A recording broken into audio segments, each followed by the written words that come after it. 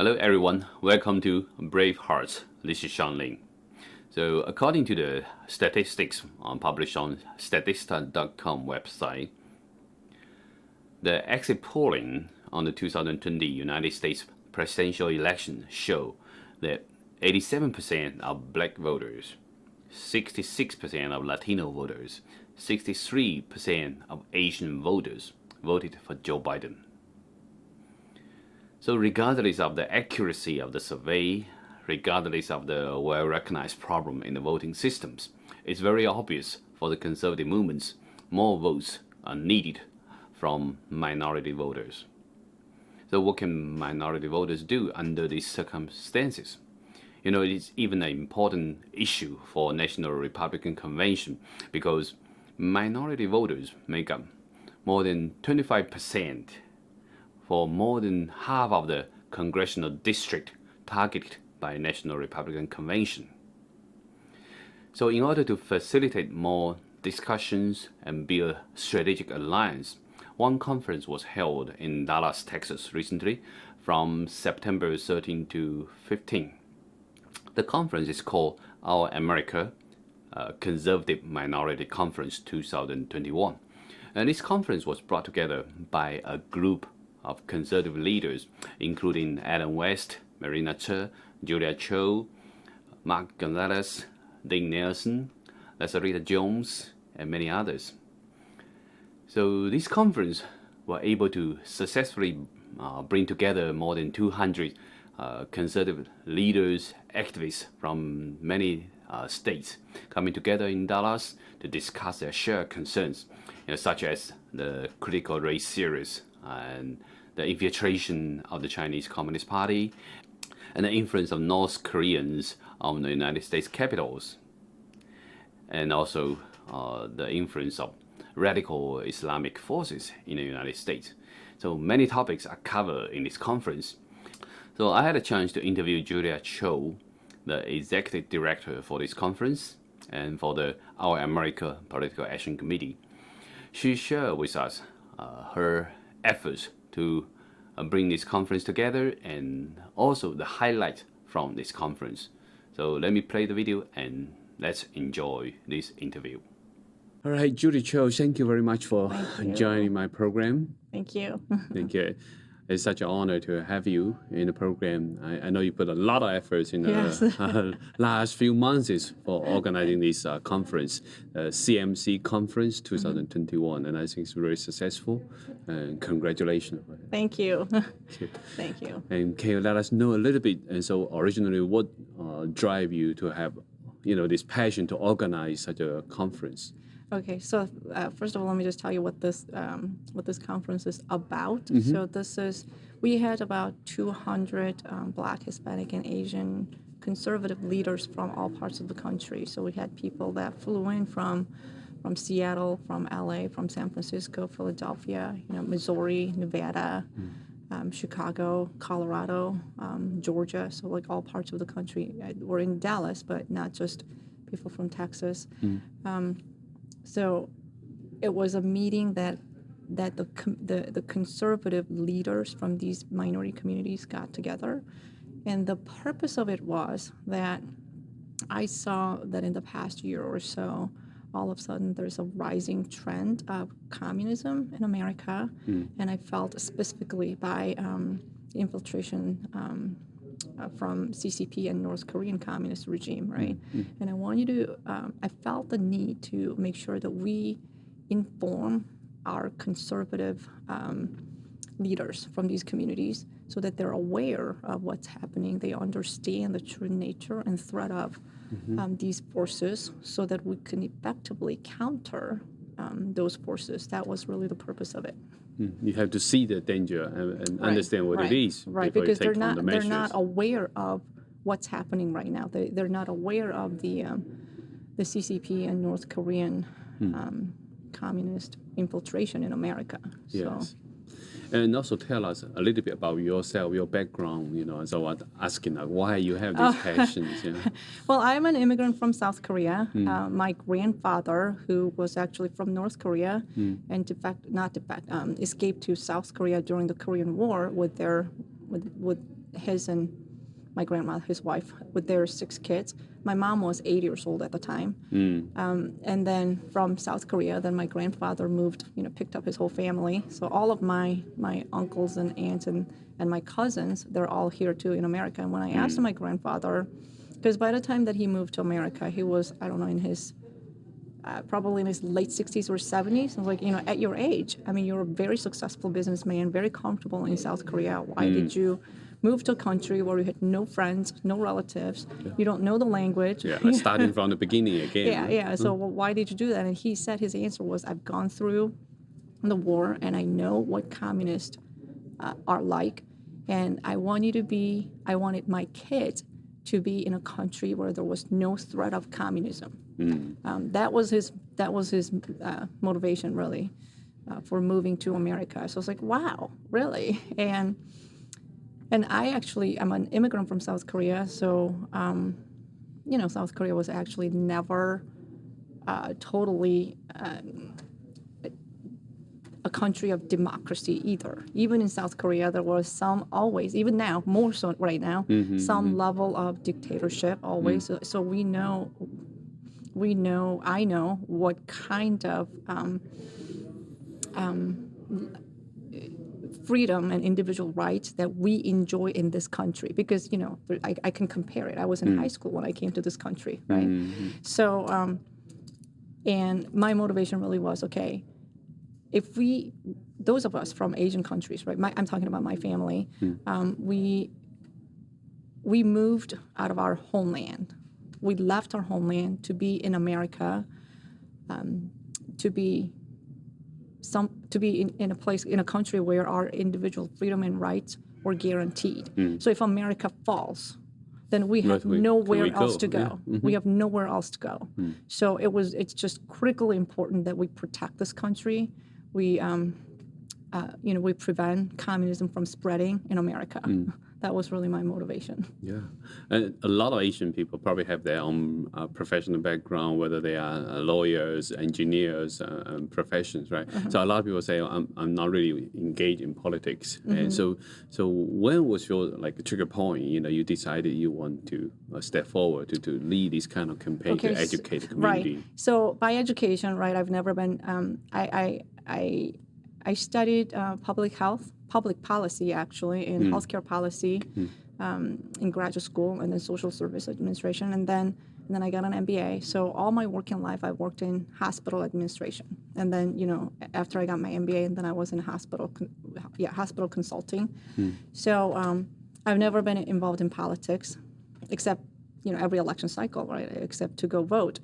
But what happened was in January of 2017, after Trump was elected in November of 2016. At the time, I was involved with Korean American Association of Chicago, and every year at the end of the beginning of the year, like January 3rd, for the first week of January, we bring together all the Korean community leaders just to it's just a gathering to say, hey, let's have another great year together. Let's collaborate with each other, and it's just that kind of event. So at that event, one of the Korean organizations, far left organizations, they were handing out flyers that says, and if I didn't read that flyer myself, I would not have believed it, but it said, we have to go out and protest so that Trump cannot be inaugurated. Because if Trump gets inaugurated, he is going to deport all of us because we're immigrants. He's going to strip us, our elderly in Korean community, strip them off of their Medicare benefits. And mind you, these people are citizens in America. They've been in this country for 50, 60 years, and they've worked hard. And they're all citizens. They came legally, and they call this country their home. And then there were flyers going around. Trump is going to deport you because you're an immigrant. Well, did they get this kind of message, right? Right. I mean, how can somebody make up a lie like that, and then You have and community handing people out, following it. yeah, handing out these flyers. So therefore, we need to have a protest in downtown Chicago on January 9th. We invite you to this protest. So all of the Korean conservatives who are anti, communism, they all went out and protested against Trump's inauguration. So that was the first time that I realized, Wow. something's not right here. Something is not right here. Yeah, definitely. Yeah, that was very misleading. Yeah, that was the trigger point. Yeah.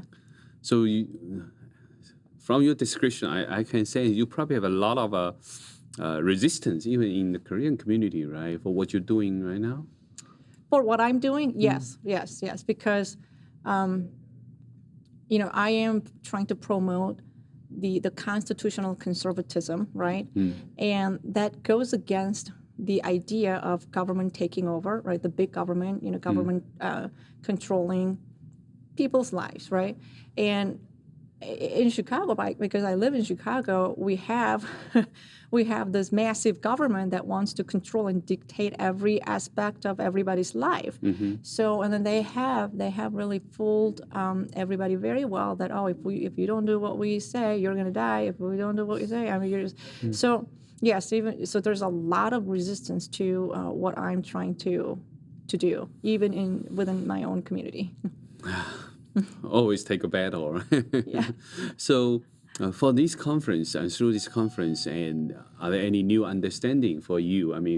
You can appreciate from this conference as well, and some of the highlights. Can you share with my audience as well? So the highlight is, as I'm putting the conference together, obviously one of the goals was, let's create some kind of alliance among the different conservative groups and between the different communities, like Black and Hispanic and Asian communities, and even within the Asian communities, as you know, the Chinese community is different from Korean community, which is different from Vietnamese, right?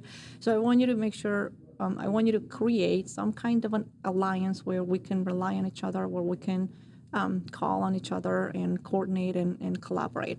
And what I realized in the process of getting this conference together, I was like, wow, our conservative community in these ethnic minority communities, we are a lot more fragmented than I had expected.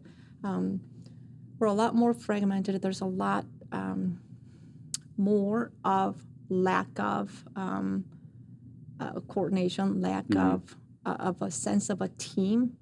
And I felt that, I think, I'm not trying to be too critical, but there was some sense of groups looking at each other as competitors rather than allies. But we have to be allies. We have to be in an alliance together. Otherwise, we're not going to be able to fight back against this huge force that is trying to really take over this country. Yeah, so yesterday when I talked to Trevor Loudon, he mentioned this is actually the far left is taking over the country. It's like a revolution, so it's a critical time. Yes, it's a critical time. I agree with them. And do you think right now, through the conference, actually different groups have reached more mutual understanding now, and people are passionate to take actions? Yes, I think they don't realize until they actually come into a same room together that, actually, we're not rivals, we're actually allies. So that's that's something that only happens when you're actually meeting each other, right? That's how important face-to-face meeting, right? Yeah, so when you actually, in a room together face-to-face, then it's no longer, this is another group, that's competing for some donation from somebody, for some membership from, from our conservative community. Then now it becomes, actually, your goals and my goals, and we align, and you and I could actually talk to each other. Well, you and I could actually get along. Well, I guess we could be a team. So I think that happens like just kind of spontaneously. So that's a really good thing, right? That's the one good thing about meeting in person. So, yeah. Yeah, and I'm glad that you bring different Asian group here, and then a lot of Asian group like Vietnamese and Chinese, Korean. A lot of people have understanding what communism it is, Yes, right? Many people right. actually maybe escape from these kind of tyrannies. Exactly. Especially our Vietnamese conservative allies. I mean, they really know what it's like because a lot of them are refugees. Yeah, exactly. And so, in the future, are you planning taking more actions? Because I think your organization CMC America, right? It's our America. Oh, sorry. That's the CMC is a conference. CMC, Okay, it's a conservative minority conference. Yes. Yeah. Sorry. So your organization is Our America. So, are you planning for more actions for the different coming elections in different states as well? Oh, absolutely, nationwide-wise? absolutely. You know, one of the things that we are going to do is this was actually the first conference ever, not just by Our America, but by anyone. This was the first conference ever that really brought Black, Hispanic, and Asian conservative leaders together from all parts of the country, and that's something that had never happened before anywhere, right? So it was the first time, and this was also the first time that at a conference like this with conservative minority community leaders that we were really focused on informing the leaders on the CCP and the North Korean communist threat.